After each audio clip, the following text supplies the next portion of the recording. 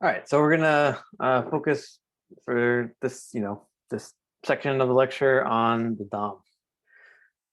So the DOM is the document object model, and we have this HTML. Of course, we write it in terms of tags, but you can represent it as a tree. So we didn't really get into it, but so the tree data structure, it's a little bit more advanced, but this is a tree, and HTML is a tree. So the DOM is a tree of nodes. So you have a node. So this is HTML up at the top, the root node. So unfortunately, the metaphor is confusing, but there's a root node up at the top here. And we have a head node. So the HTML has two nodes. We can take a look at our HTML file to confirm this. So we have HTML. The opening tag is here and the closing tag is down here. So this is the root node. Then there are two children of the HTML node. So there's a head and then there's a body. And we can see that represented here. So a head and a body, and then a head, can have other different things going on it, title, meta tags, and so on, which we can also see here. The meta tags, link or title. And then the body is what we usually care about, and that has H1 tags, any number of tags, however it's set up, and tags can have tags. So we saw looking at the Hacker News site, they use lists. So an unordered list, and then an unordered list has a bunch of children. They're list elements. So this process can continue on and on and on. So what does it mean that a HTML document is a string? Well, it might not mean anything necessarily as a developer. You don't necessarily need to know about tree traversal or anything like that, but you can actually do that. So we'll let me run this.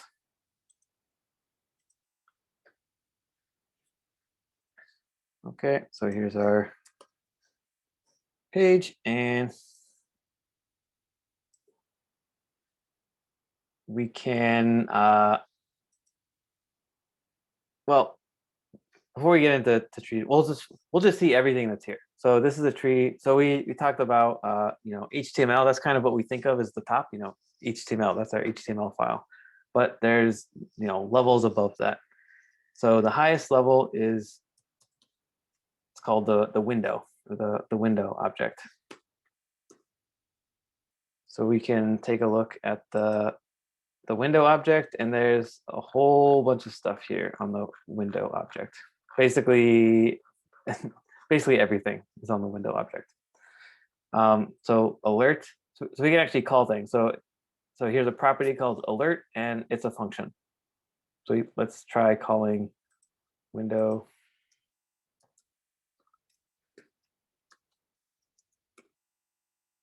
Okay, so we can actually call that function. Window is an object, and it's got methods on it and other stuff that we can do. So we can take a look. It's also something called close. So there's clear interval, clear timeout, capture events, close. Let's see if we can close the window.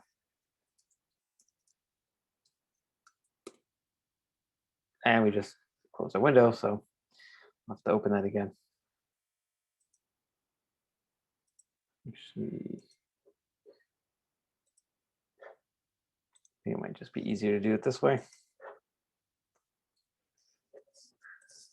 Okay, so so that's the window, and then so we've been dealing with the. Hello? Is there a question? Yep, sorry. I just hot mic'd on accident. Oh, okay, that's fine. All right, so yeah, so we have the window. So that's actually the real roots of anything you'll do in the browser.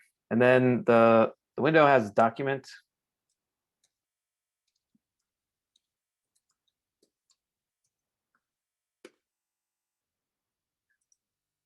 and that has basically our HTML, and then so that's kind of the real root, and then we get to our HTML document, which is the thing that we wrote.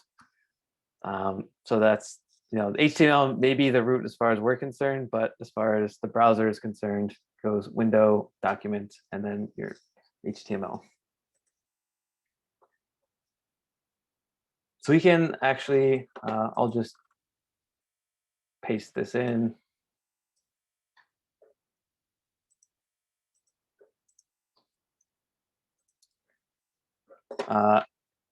So this is just a function that will kind of allow us to go down the tree, so we can look at every element in our DOM, so nodes also have other nodes. So there's like text nodes and so on. So it's slightly more complicated than this, but in terms of what we actually care about, so we can check if so we start at one level and then we go all the way across, and then we go down and we go all the way across. So if we start at document,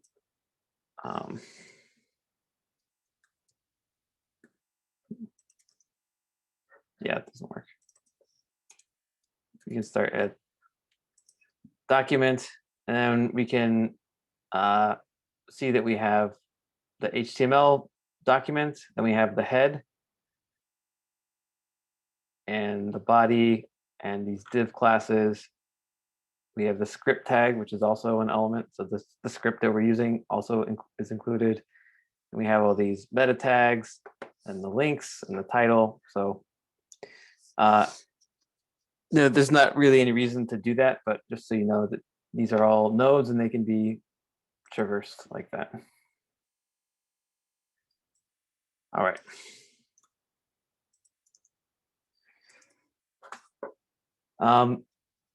So let's try changing some things.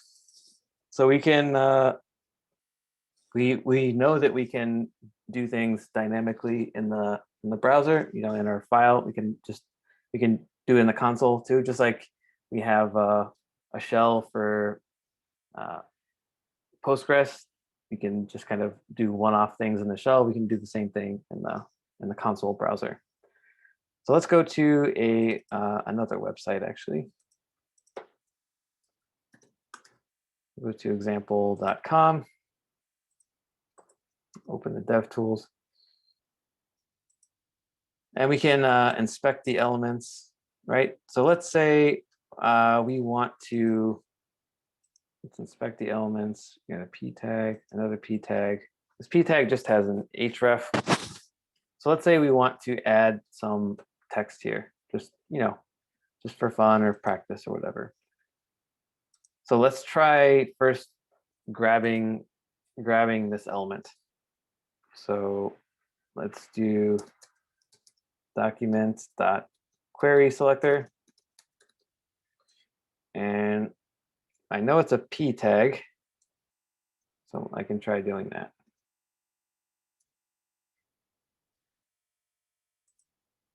So I grab it, but that's not the one that I want exactly. Is there a way to be more specific? Let's see. Well, there's no class name or anything like that on here, so I'm probably not gonna be able to grab it by ID or class, but so query selector will just grab the first one. We can do all. Oops. So that will do, I'll get us all of it. And then we get a nodes list back. And we can see that we have a p tag and another p tag. Notice when does a very good job of letting me know where this is on the page. So let's try grabbing that second one.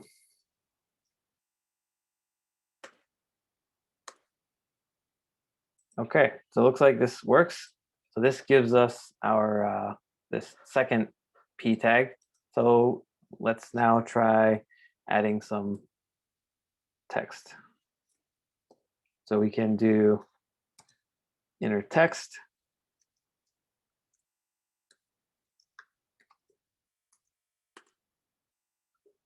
So now we've changed this. So we can navigate again. We can use JavaScript to navigate. We can find the specific element that we want on the DOM, and then we can do things to it. So let's try. Let me save this, and I'll refresh it.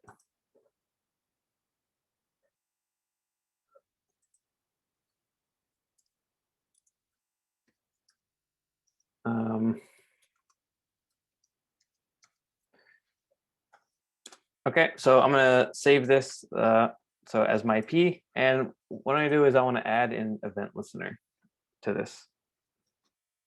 So I'll do something like we could do on mouse over or something like that.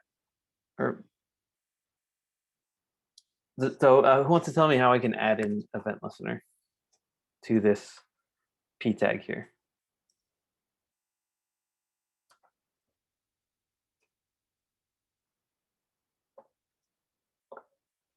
Or at least get me started.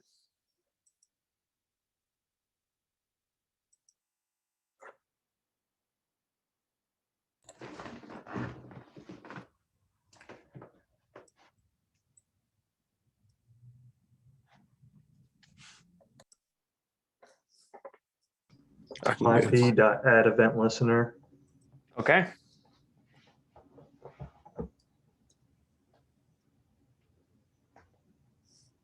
And then you will invoke it and pass in whatever event you're listening for. I think you said mouse over.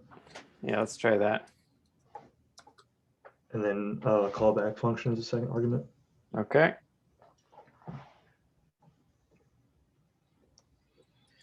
So we'll just do something. We'll just console log maybe. Well, let's do.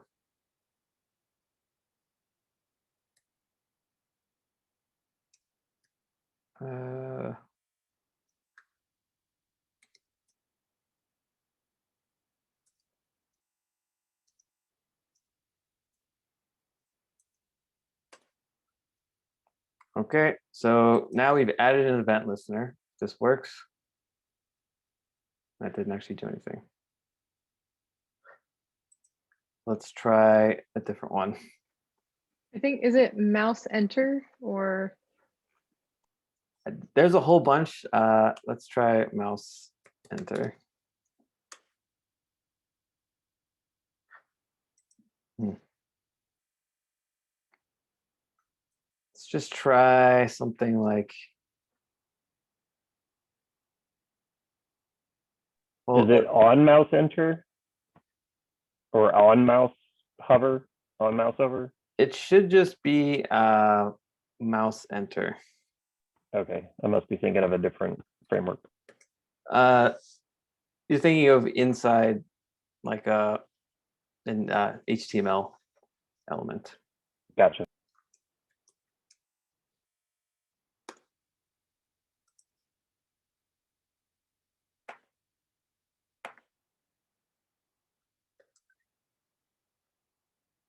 Okay, so just doing something wrong. I'm not sure.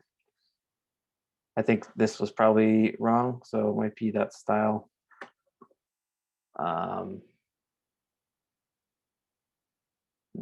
It worked on my system as you initially had it. Yeah, there must be a typo or something. That's fine, but so this is the idea. So we've now added an event listener. So we just grabbed an element, we added an event listener, and now we're console logging hi every time we mouse over the given element. So again, just reiterating this point of you can navigate the DOM just using JavaScript. You can find what you're looking for, and you can change things. So let's take a look at the tool. So now we have this event listener on this P tag. So let's look at our P tag here.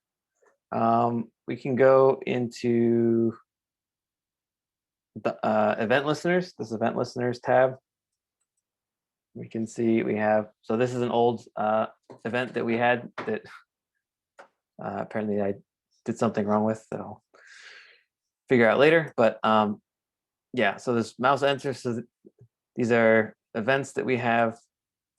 We can just take a look. So just for your reference, you're able to actually see this kind of thing in your application.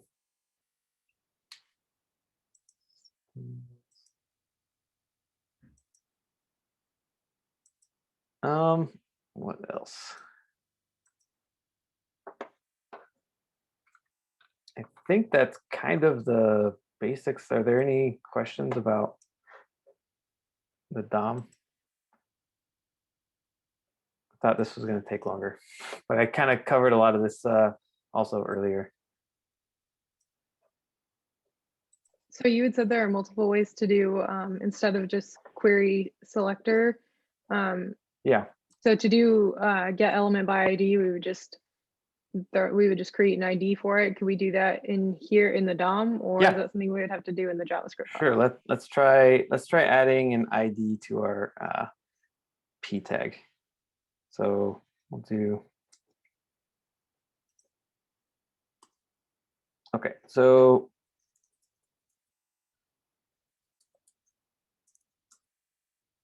my p dot. Let's see, I think we can add dot class list. Add. Let's try this.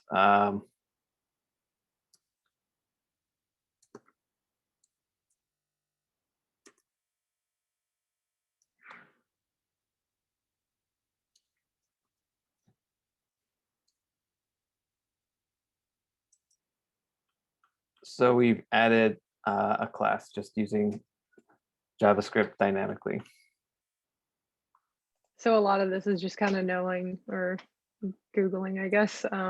Yeah, yes, for sure. You don't need to memorize this. I mean, there are basic things like, basic patterns, like grab the element that you want and then, do something with it, often adding an event listener or something like that. So those basic patterns you should know, but the specifics of, is it class list, camel case, or class list all one word? Is it add or is it append or whatever? You don't need to, those are details that you don't need to memorize. So would you say it would be better to do this stuff in general in the DOM or in your JavaScript file? I mean, especially if you have like live server, is there like a best practice? I think, we're just playing around here. So I think for playing around and experimenting, this is good. But ultimately, you're going to want everything in a file. So if you have stuff written, and you're like, hey, this kind of works, but it doesn't quite work. What happens if I do this? It's kind of like in the shell for Postgres or even Python or anything. You don't want to write a whole program in the shell, but you can test things out and play around and execute simple things, and then but your final product is going to be in your file here. Got it. Thank you.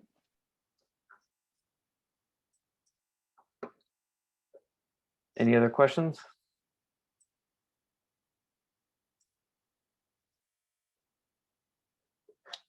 All right.